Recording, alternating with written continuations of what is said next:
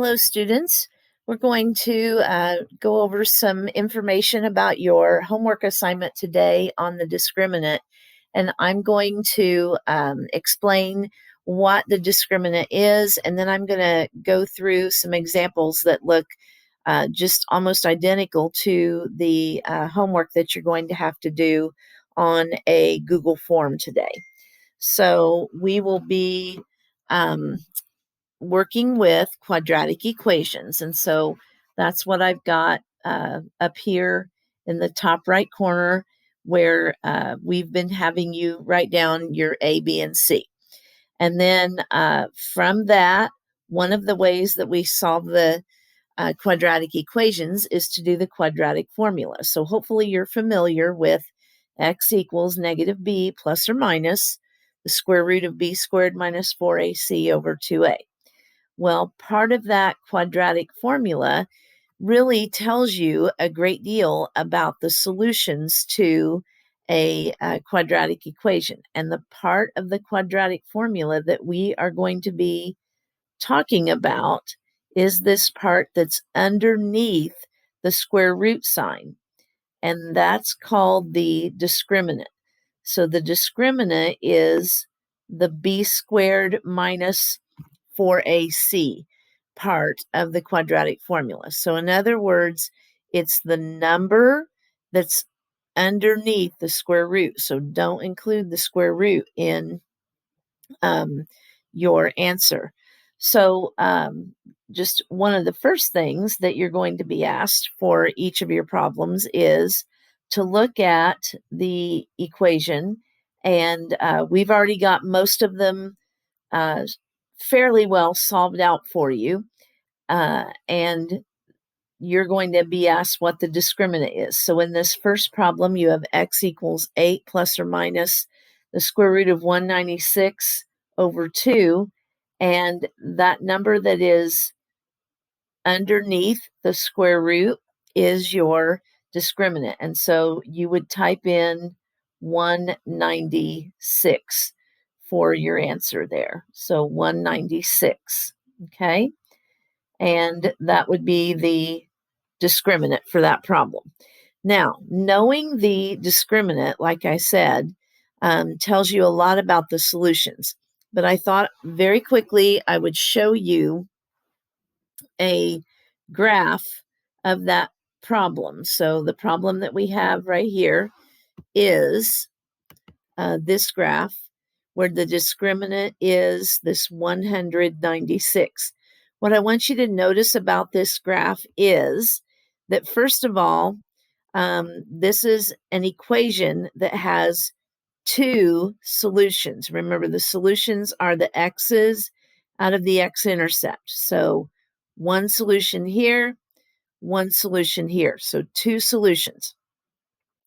I also want you to notice that these solutions do not have an I in them. They're what we call real as opposed to complex. No I.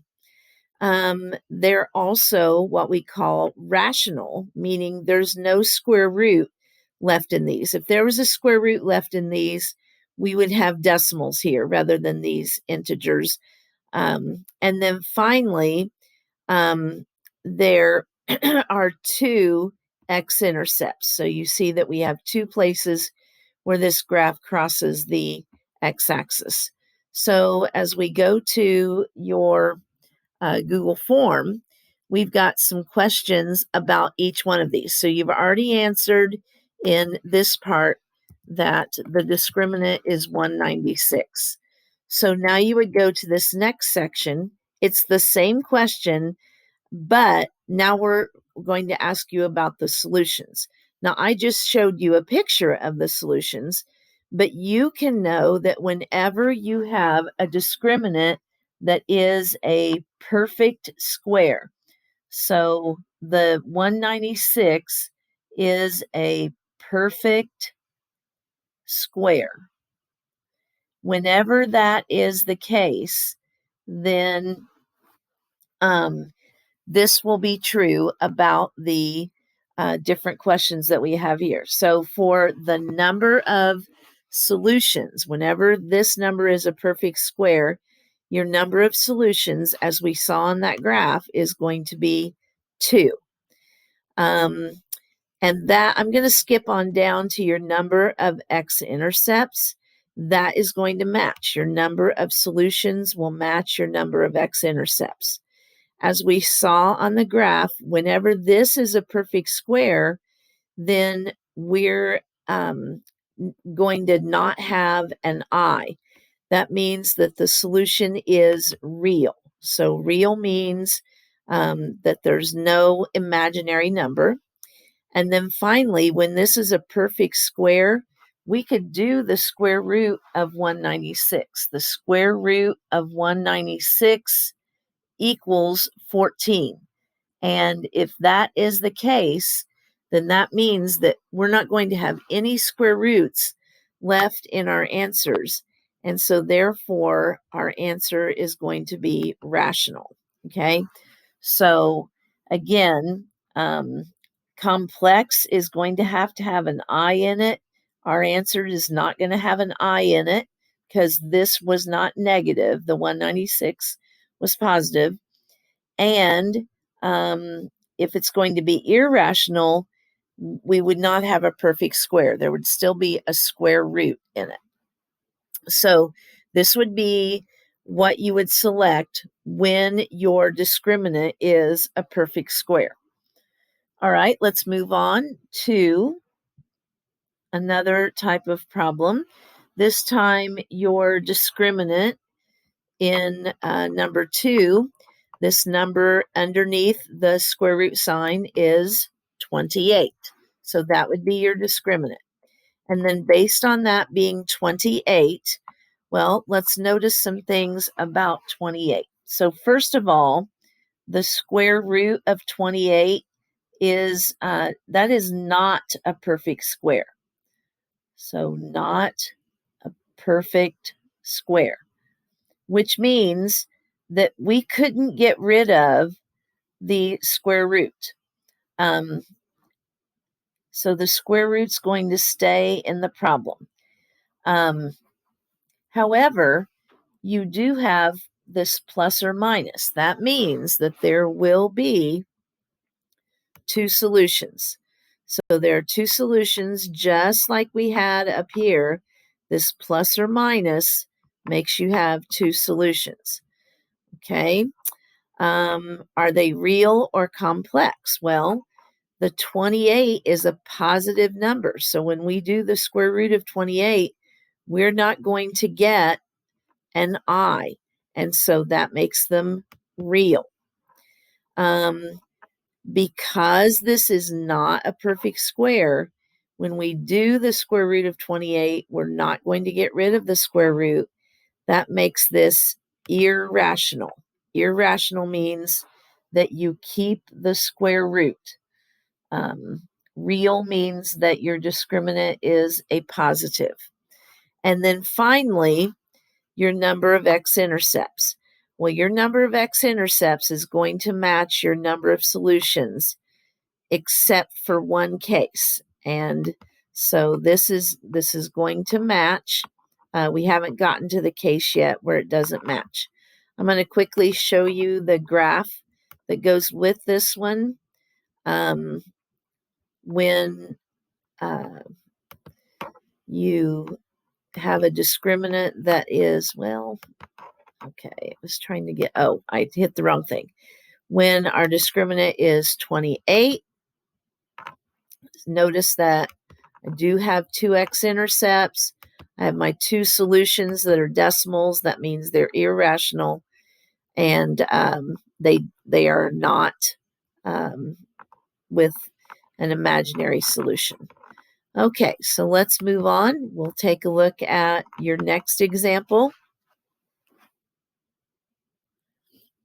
And with this next example, your square root is negative 192. Remember, we do not type in the square root sign. So just negative 192 for the answer for the discriminant. And then having that negative 192, All right, so now we're going to think about your number of solutions. Well, you still have plus or minus, so we will get 2 solutions.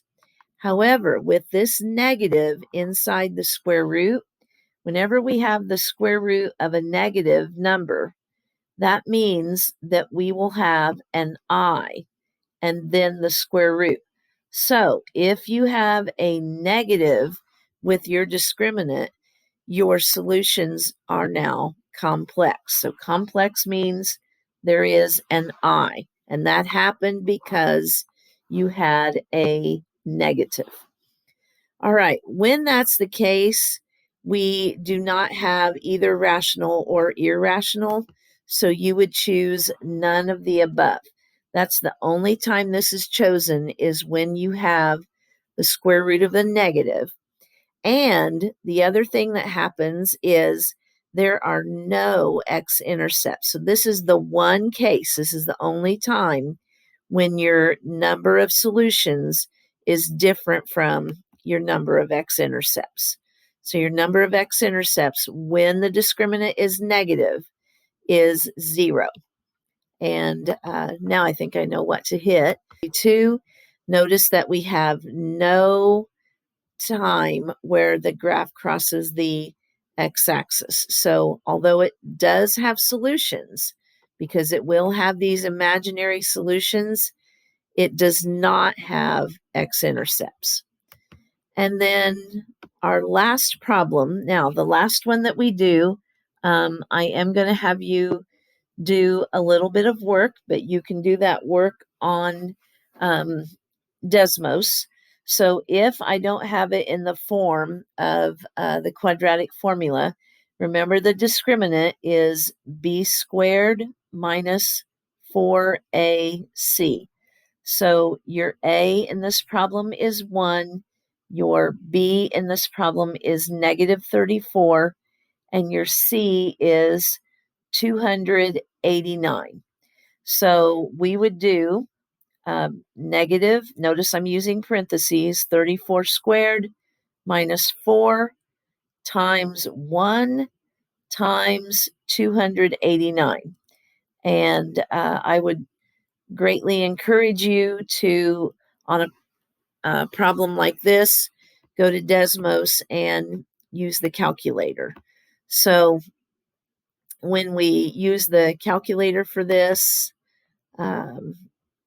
actually, I'll just keep this graph up here. We use the calculator for this.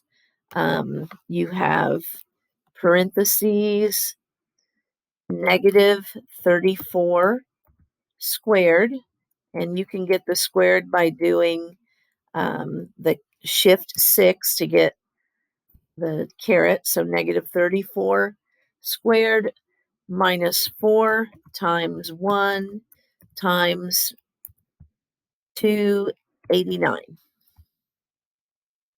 And notice that we get an answer of 0. So 0 is our discriminant for this problem. 0 is the discriminant. We'll go back to your Google form. So you would type in 0 for your discriminant, and then we will continue on and answer the questions that go with this. So if the discriminant is 0, I want you to think about if you do plus or minus 0, you're not changing anything. And so adding 0 and subtracting 0 gives you the same answer. And therefore, you just have one answer, one solution. So when the discriminant is a 0, you'll have one solution. But it's not going to have an I, so it will be real. There's not going to be a square root because the square root of 0 gets rid of the square root. That makes it rational. The only time you have irrational is if the square root stays. So this is rational, no square root. And then finally, just as we said before, your number of x-intercepts is going to match your solutions. So there will be one x-intercept. So I'm going to show you this last graph where the discriminant is equal to 0. You'll see that, and I'll get rid of this ink. You'll see that you have one x-intercept. That means you'd have one solution. That solution doesn't have a square root in it. It doesn't have I in it. So the idea is, without you having to look at a graph, that you would be able to just look at the discriminant. So again, perfect square, it has two solutions. There's no I, so they're real. There's no square root because it was a perfect square. It's rational. Your number of x-intercepts matches. If your discriminant is a non-perfect square, you still have two solutions. They are real because there's not an I. They're irrational because you still have a square root, and your number of x-intercepts matches your number of solutions. If your discriminant is negative, this is the strange one, still have two solutions, but they are complex because there will be an I.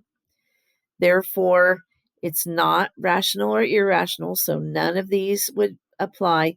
And this is the only time when your number of solutions does not match your number of x-intercepts. This has no x-intercepts. And finally, when your discriminant was a 0, as we found out on this one, our discriminant was a 0. That made us have just one answer. Plus or minus 0 just gives us one answer. It's real. There's no I to it. It's rational. There's no square root left. And your number of x-intercepts matches your number of solutions.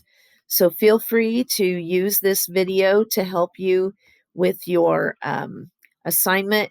Should be a very close match to what you have to do. You do not have to graph at all on this assignment. Good luck to you, and please let us know if you have any questions. We'll be glad to help you.